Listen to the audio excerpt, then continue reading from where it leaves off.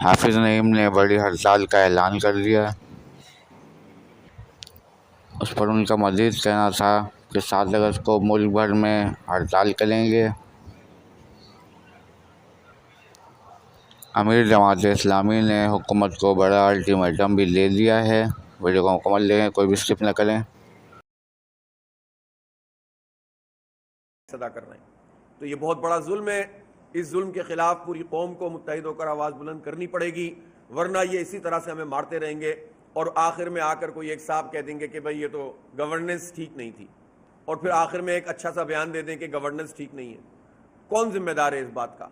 اس لیے 7 اگست کو پورے پاکستان میں شاہراہوں پر انشاءاللہ ہم بہت بڑے بڑے احتجاج کرنے جا رہے ہیں، اور انشاءاللہ تعالی پاکستان کے عوام اس میں نکلیں گے، نوجوان نکلیں گے۔ میں نوجوانوں سے اپیل بھی کرتا ہوں کہ اس کے لیے نکلیں اور سڑکوں پہ آئیں، صرف ایمبولینس کو رستہ دیں، باقی سڑک پہ آ کر اپنا آئینی پرامن سیاسی جو احتجاج کا حق ہے وہ استعمال کریں اور حکومت کو پیچھے دھکیلیں، ورنہ یہ کھا جائیں گے، مار دیں گے۔ یہ اگر یہ احتجاج جماعت اسلامی نہ کر رہی ہوتی تو یہ پتہ نہیں انہوں نے پرائز کو کہاں پر جو ہے وہ جا کر کھڑا کیا ہوا ہوتا۔ لیکن بہرحال ان کو پیچھے ہٹانا ہے، پرائز کو کم کیا جائے۔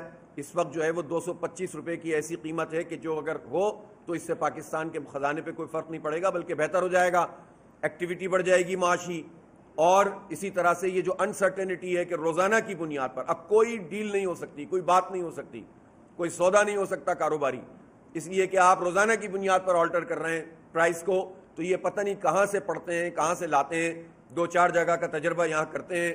یہ نااہل ترین لوگ ہیں جو ہم پر مسلط کر دیے گئے، اس لیے اس کے خلاف آواز اٹھائیں گے۔ 3 تاریخ کو یہاں کراچی میں خواتین کا ایک بہت بڑا احتجاج ہوگا۔ میں یہ کراچی کی خاص طور پر نوجوان اور جو بھی گھریلو خواتین ہیں ان سب سے بھی کہتا ہوں کہ اس میں پارٹیسپیٹ کریں۔ انشاءاللہ پرامن طریقے سے ہم شارع قائدین پر خواتین کا ایک بہت بڑا مارچ کریں گے، اور یہ پورے پاکستان کی نمائندگی کرے گا انشاءاللہ، اور یہ باقی پھر پبلک سے جو پورے پاکستان میں اس وقت موبلائزیشن ہو رہی ہے وہ اپنی جگہ۔ کل یوتھ پورے پاکستان میں جو ہے وہ ریہرسل دھرنے کریں گے اور احتجاج کریں گے، تاکہ 7 تاریخ کے احتجاج کو بہت ہی کامیاب طریقے سے پورے پاکستان میں منعقد کیا جائے۔ میں ظاہر ہے کہ آپ کو معلوم ہے کہ جو آئی پی پیز والا مسئلہ ہے، اب تو یہ ساری رپورٹیں خود حکومت شائع کر رہی ہے۔ اس گزشتہ فسکل ایئر میں بھی پتہ یہ چلا کہ جو توانائی کے اوپر پیسہ خرچ ہوا ہے، حالانکہ اس میں بھی ڈنڈی ماری جاتی ہے، جھوٹ بولا جاتا ہے، لیکن چلیں اگر اس کو مان بھی لیا جائے تو توانائی پہ یعنی بجلی کے بنانے پہ جتنا پیسہ لگا ہے وہ بجلی نہ بنانے پہ زیادہ پیسہ قوم نے ادا کیا ہے، اور چند پیٹوں کو بھرا گیا ہے اور قوم کا بیڑا غرق کیا گیا ہے۔ اور بجلی کی پرائز اتنی زیادہ ہے کہ لوگ سولر پہ جاتے ہیں، اور جب سولر پہ جاتے ہیں تو یہ سولر کی پالیسیوں کو تبدیل کر دیتے ہیں، ہمارا کیپیسٹی پیمنٹ مزید بڑھ جاتی ہے۔ تو ایسی نااہل قسم کے لوگ ہم پر مسلط کر دیے گئے ہیں کہ جو کوئی بھی ایک مسئلہ حل کرنے کے لیے کی صلاحیت بھی نہیں رکھتے اور کرپشن بھی ختم کرنے کے لیے تیار نہیں ہے۔ دوسری بات اس وقت جو بہت امپورٹنٹ ہے وہ ہے کشمیر سے متعلق، آزاد کشمیر۔ ہم سب سے پہلے تو یہ بات کہنا چاہتے ہیں کہ پاکستان کی ریاست کو اور پاکستان کی حکومت کو ایسے کسی بھی قدم کو اب ختم کر دینا چاہیے جس سے انسانوں کا خون بہتا ہے۔ مذاکرات کے ذریعے سے مسئلے کو حل اگر کر لیا جاتا تو یہ خون نہیں بہتا۔ وہ کون سے لوگ ہیں جن کے دماغ میں یہ بات نہیں آتی کہ بات چیت سے جو مسئلہ حل ہو سکتا ہے وہ گولی سے حل کیوں کرنا چاہتے ہیں؟ جب گولی سے آپ مسئلہ حل کرنا چاہتے ہیں تو آپ نفرتوں کو پروان چڑھاتے ہیں، پھر آپ بیرونی طاقتوں کو موقع فراہم کرتے ہیں۔ آزاد کشمیر تو ہمارا مقبوضہ کشمیر اور کشمیر کی آزادی کا بیس کیمپ ہے، وہاں تو کبھی کوئی پرابلم ہی نہیں تھی، لیکن آپ نے وہاں کے لوگوں کو ریاست کا مخالف کر کے اور نفرتوں کے بیچ ایسے بو دیے ہیں کہ جس سے یہ مسئلہ اتنی آسانی سے حل ہوتا ہوا دکھائی نہیں دیتا۔ اب بھی راستہ مذاکرات ہیں اور بات چیت کے ذریعے سے مسئلے کو حل کرنا ہے۔ عوام کے جو مطالبات ہیں، جس طرح ہم اب پیٹرولیم پرائز کی بات کر رہے ہیں، ہم بجلی کی پرائز کی بات کر رہے ہیں، ہم گندم کی پرائز کی بات کر رہے ہیں، تو وہ لوگ بھی یہ بات کر رہے تھے، اور جو ریاست اپنی رٹ قائم کرنے کی بات کر رہی تھی اسی ریاست کے دفتر میں بیٹھ کر جوائنٹ ایکشن کمیٹی سے معاہدہ کس نے کیا تھا؟ سیاسی لوگوں نے تو صرف سائن کیا تھا۔ جب آپ خود بیٹھ کر یہ سارے معاملات کو طے کرتے ہیں اور پھر ایک سوہانی صبح کہتے ہیں کہ اب کسی سے بات نہیں ہوگی، اب گولی سے جواب دیں گے، تو یہ جو آپ کا لہجہ ہے یہ پاکستان کو زخمی کر رہا ہے، یہ طرز سیاست اور طرز ریاست چھوڑنا پڑے گا۔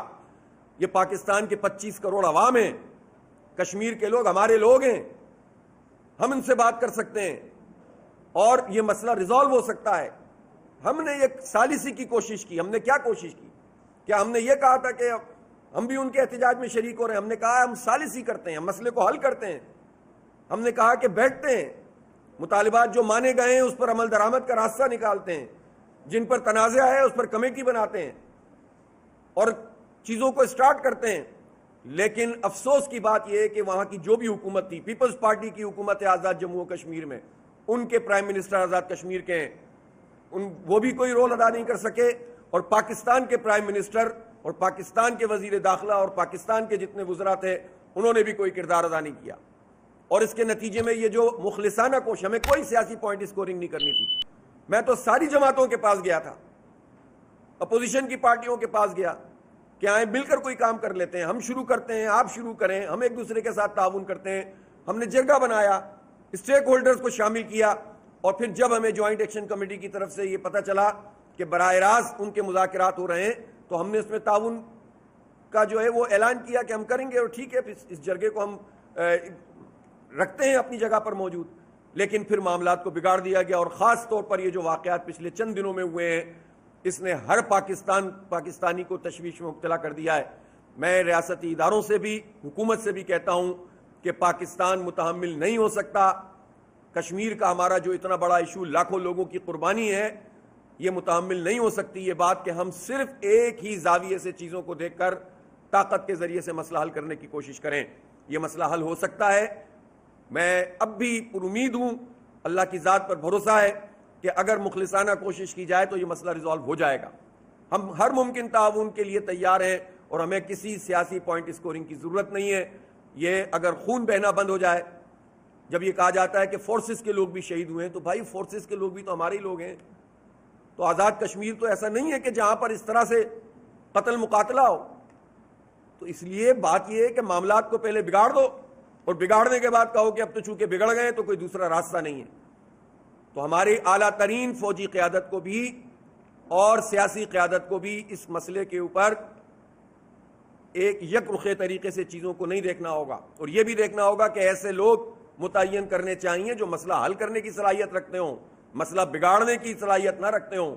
اور ہم دیکھتے ہیں کہ ایسے افسران ہوتے ہیں اور ہیں جو معاملے کو بگاڑنے کا سبب بن رہے ہیں، بہتر بنانے کا سبب نہیں بن رہے۔ اس لیے جماعت اسلامی بھرپور طریقے سے آزاد جموں و کشمیر کے لوگوں کے ساتھ ہے، عوام کے ساتھ ہے، ان کے مطالبات کے ساتھ ہے، اور ان کا بہنے والا خون ہمارا خون ہے۔ ان کے نوجوان اگر شہید ہو رہے ہیں تو یہ پورے پاکستان کے عوام کا حصہ ہیں وہ، تو ہم یہ تکلیف برداشت نہیں کر سکتے۔ ہم نے کبھی ایک دن بھی یہ نہیں کہا کہ ہم پاکستان مخالف کسی بیانیے کو تسلیم کرتے ہیں۔ ہم نے ایک دن بھی نہیں کہا کہ ہم مقبوضہ کشمیر کی نمائندگی ختم کرنے کی جو بات ہے اس کو قبول کرتے ہیں۔ لیکن ہمیں معلوم ہے کہ ان سب چیزوں پر بات ہو سکتی ہے، لیکن جب آپ اس طریقے سے مسئلوں کو ہینڈل کرتے ہیں تو پھر ساری فورسز کو موقع مل جاتا ہے کہ وہ اپنا اپنا کھیل کھیلیں۔